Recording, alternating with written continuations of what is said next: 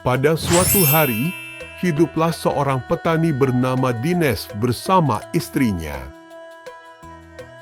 Dines sangat pelit. Dia tidak pernah memberitahu siapapun di mana dia menyimpan uangnya. Dia selalu menyembunyikannya secara diam-diam. Suatu hari, saat Dines sedang memanjat keluar dari sumur, seorang pria kebetulan melihatnya. "Pak, ternyata Anda."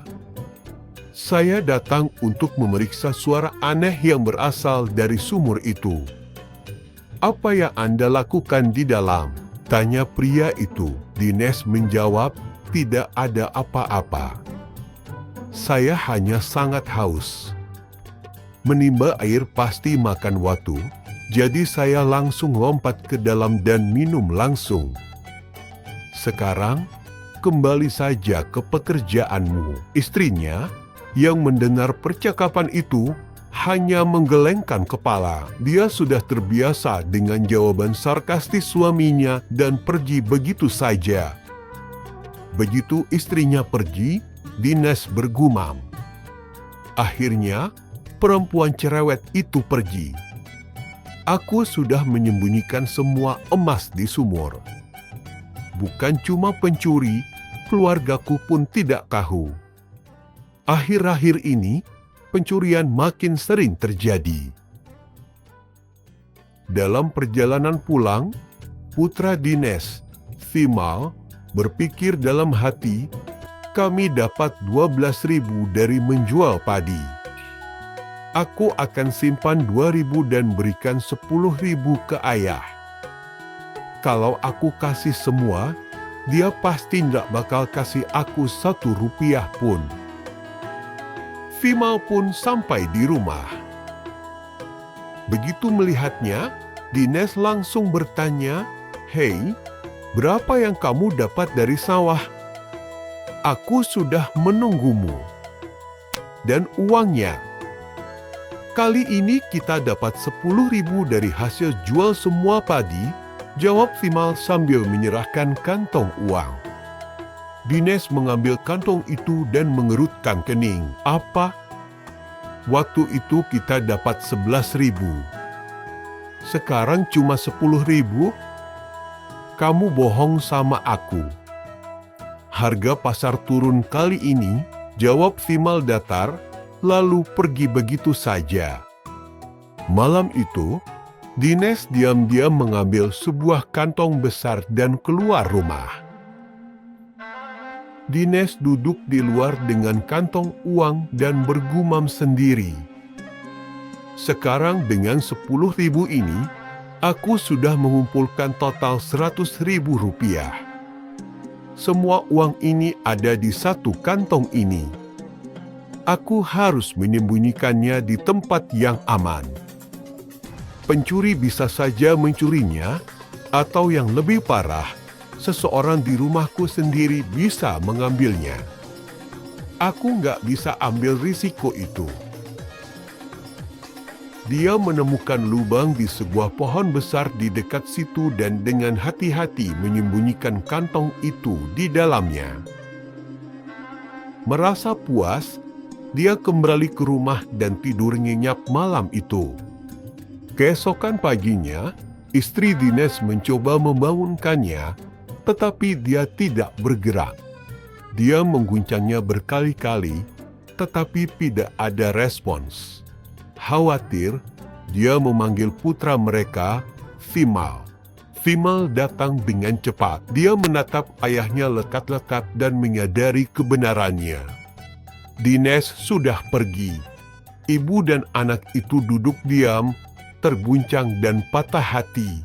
Sementara itu, di luar dekat pohon, Dines berdiri sambil melihat sekeliling. "Ah, tidak akan ada yang datang ke sini," katanya pada dirinya sendiri. "Aku tidak menyembunyikan uang di tempat biasa.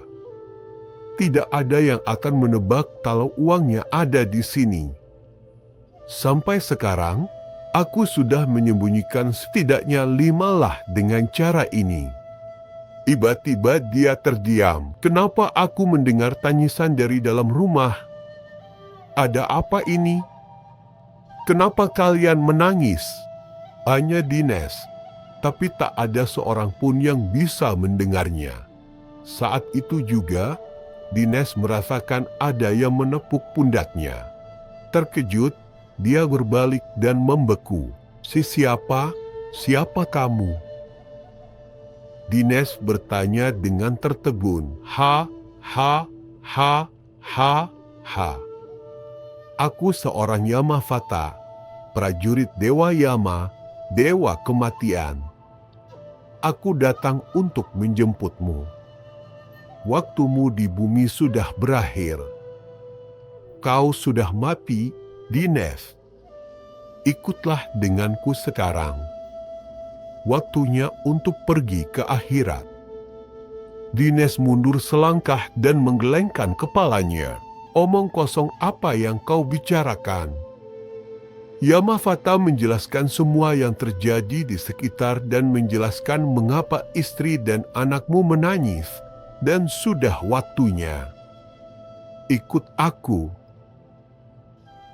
Dines tersentak. Jadi aku benar-benar mati? Baiklah, tapi tunggu. Aku punya banyak uang. Biar aku ambil. Mungkin banyak pengeluaran di sana. Yamavata tertawa terbahak-bahak. Kau gila? Kau tak bisa mengambil apapun dari bumi, bahkan tubuhmu pun tak ikut. Sudah cukup. Ayolah. Wajah Dines berubah. Kalau begitu, setidaknya izinkan aku beritahu keluargaku tentang emas itu, semua uang yang kusembunyikan. Kau sudah coba sekalipun, tetap tak berhasil, kata Yamavata tegas. Tapi Dines tak mendengar. Dia bergegas dekati istrinya. Sheila, lihat. Ini aku, suamimu.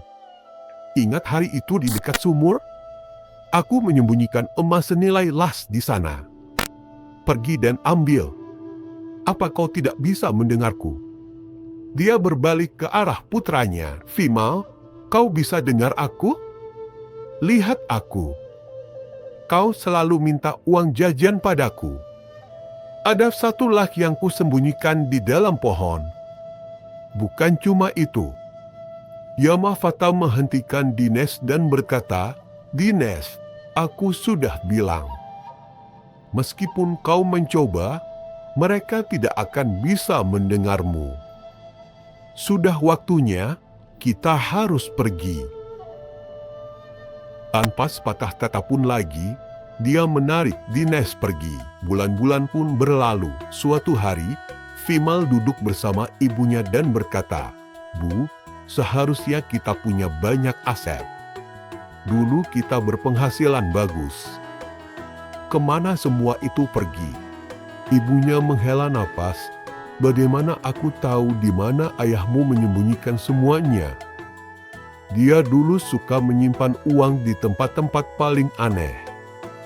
Dan sekarang dia sudah tiada.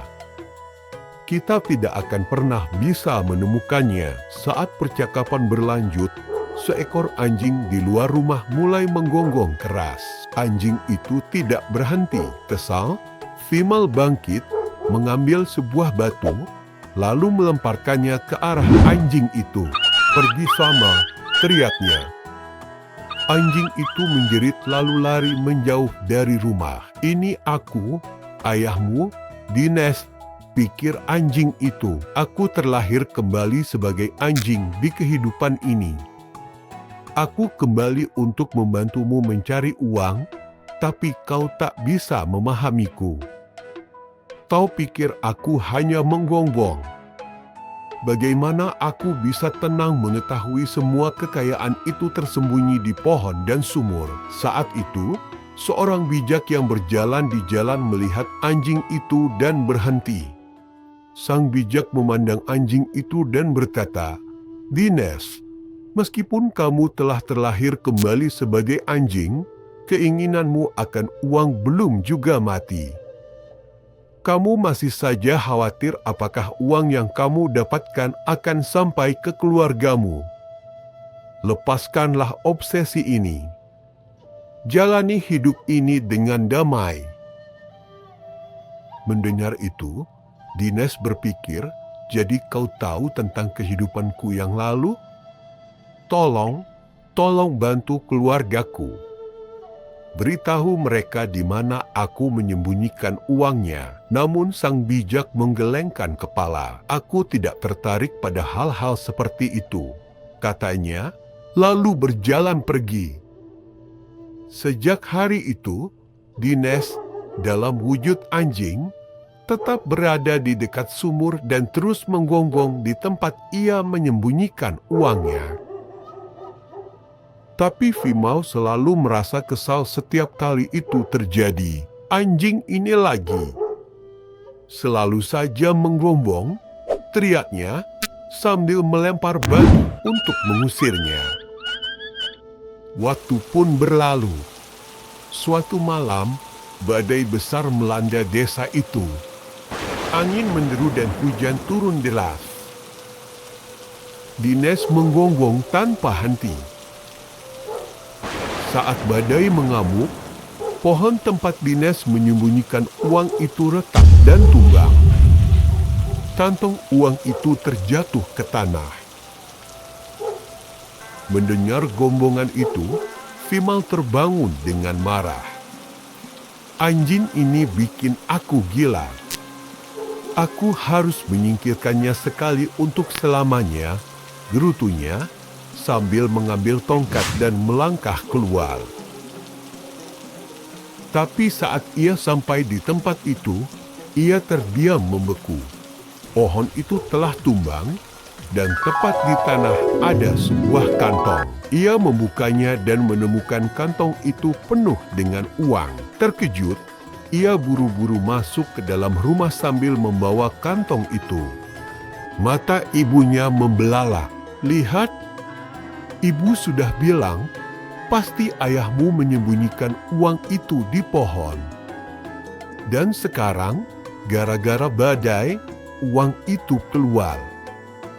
Setidaknya akhirnya kita menemukan apa yang memang milik kita.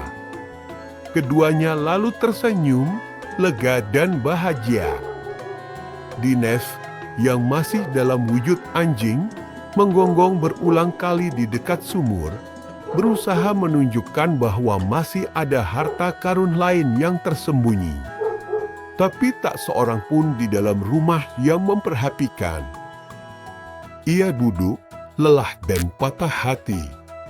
Semua usahaku sia-sia, pikirnya. Sama seperti mereka menemukan uang di pohon, mereka juga akan menemukan sisanya. Kalau memang sudah takdir, nasib akan mengaturnya. Tak ada lagi yang bisa kulakukan. Dengan itu, Dinesh berjalan pergi dengan tenang. Sejak saat itu, dengan uang yang mereka temukan, Vimal dan ibunya hidup nyaman dan bahagia.